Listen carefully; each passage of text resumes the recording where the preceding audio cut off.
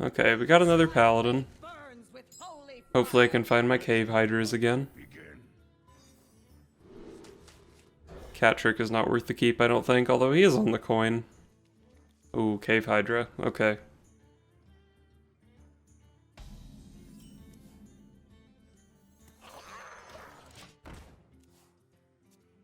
The light dims, but we fight.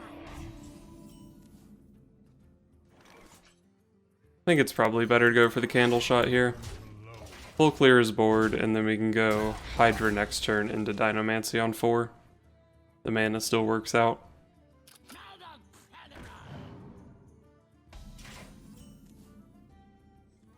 Okay, he's Murloc Paladin, but I got the Cave Hydra down into a clean board, so it might still be okay. Your magic shall not save you. This guy coined a Spellbreaker onto my Cave Hydra.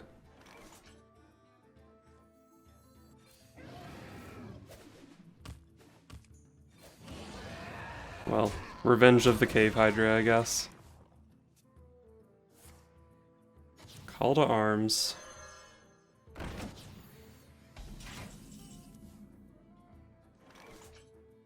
Alright, so this goes in here. I can buff either of these guys to keep it alive. I guess I should try to Razor Maw this thing. There's several buffs that keep it alive and let it kill something. Alright. That worked out pretty well.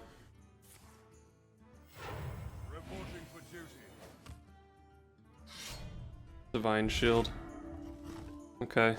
Pretty annoying, but I can Hero Power my mole, so maybe it's not too bad. Hero Power my mole. Do I want to kill this? He's Murloc Paladin, so it's not like he's going to have Recruit Synergy. I don't think they really play Blessing of Kings anymore. Let's just get some secrets in play, push face damage, set up for a Spellstone Hero Power next turn. Sure, that's 3 face damage. If he plays this secret, I get a cat.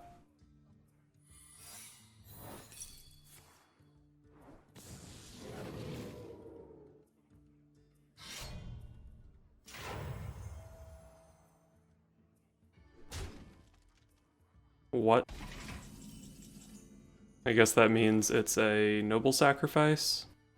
If it's noble sac, I kill command him down to 7. I'm 1 off lethal here, but that should be fine. I'll just go for the Spellstone. Do I want to push the 6?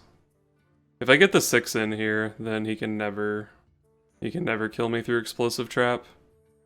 So it's probably fine to trade this off.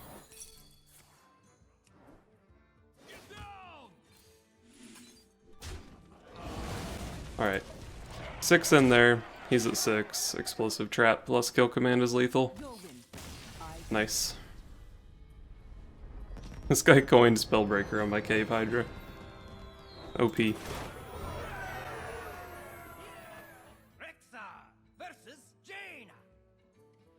asked for it.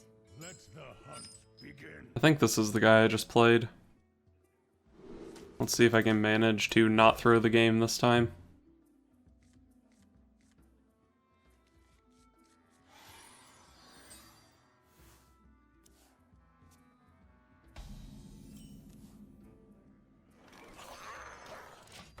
I actually have a pretty good curve this game. Excuse me, you are on fire.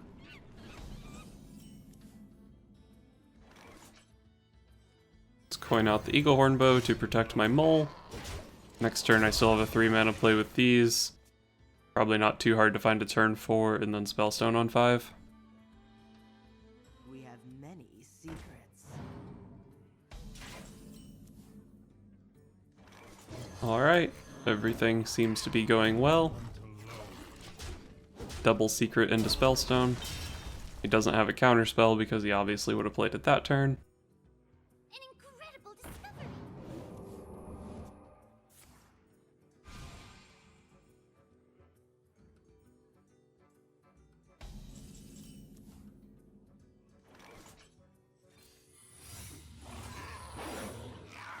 Let's push 8.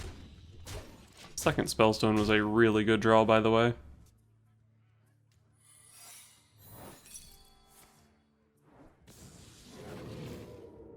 Excuse me, you are on fire.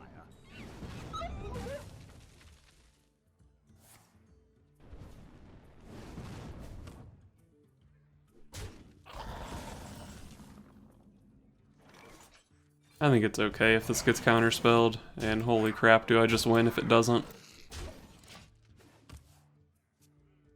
We have many secrets.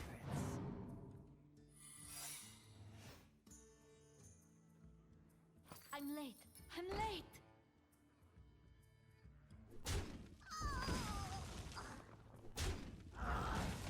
Well, I just have lethal on board here. Don't ice barrier me.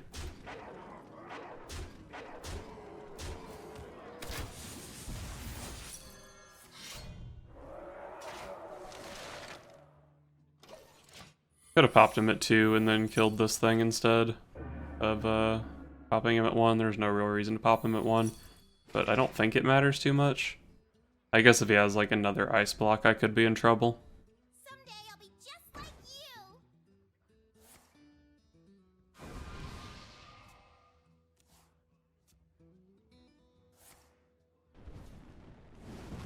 you. Yep, tough to beat a good curve with a Spellstone.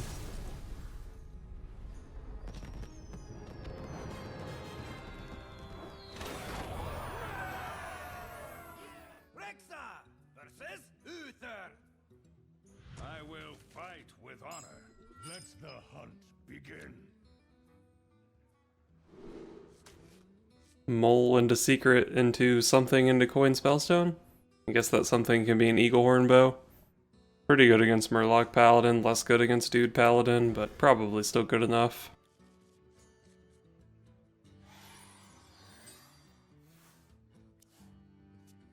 The light dims, but we fight. Alright, easy mole on turn 1. He has Murloc Paladin.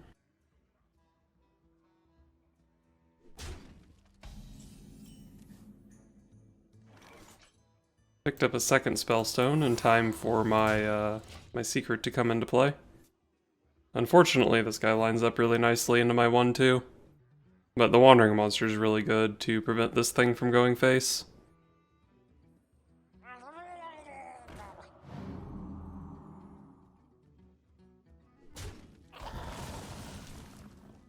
Okay, he did choose not to go face, which is correct. Does it seem like my right Spellstone is way darker than my left Spellstone? I think I'm hallucinating. Well, kill that. Now if he wants to go into the Spellstone, or into the secret, I get a weapon charge. What is real? That's a really bad 3-drop. I wonder.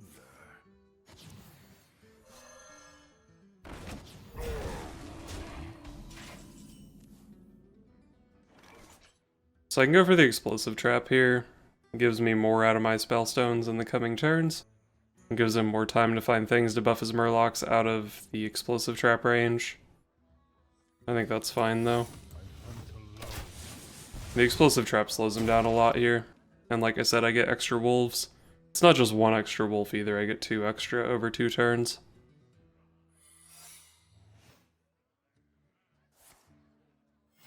Reporting for duty. Okay. Oh, is that better than a Spellstone? It's gotta be, right? Yeah, it's just too good. If it's Redemption, he gets this one back, I believe. Not Redemption, so probably Noble Sack. I guess I'll attack. His next turn can be Spellstone plus a Candle Shot.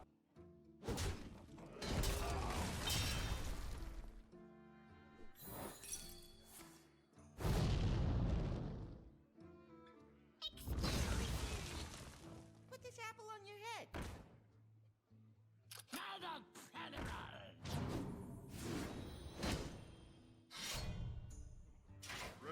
for duty.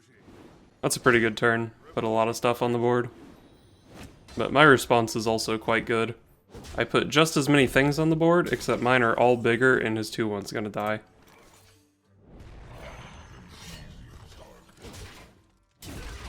Knife Juggler can be pretty dirty though.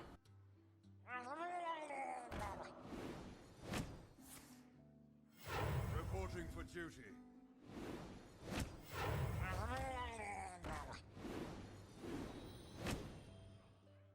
Okay. I think I'm in a pretty good spot here. I can take some pretty straightforward trades and then just play another Spellstone, even build a Zombeast while I'm at it.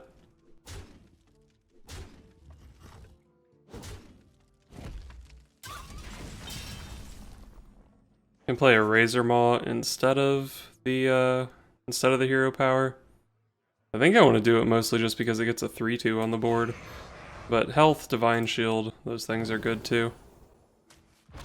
Plus 3 health.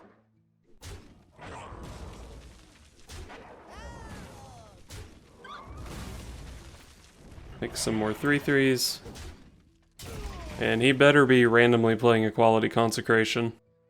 I guess like Consecration, Call to Arms into Knife Juggler could be good. I don't know if he has a Juggler left.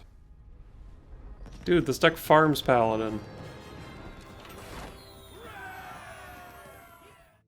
I was only able to win about a third of my games with this deck, but my newest version is pushing closer to 40%.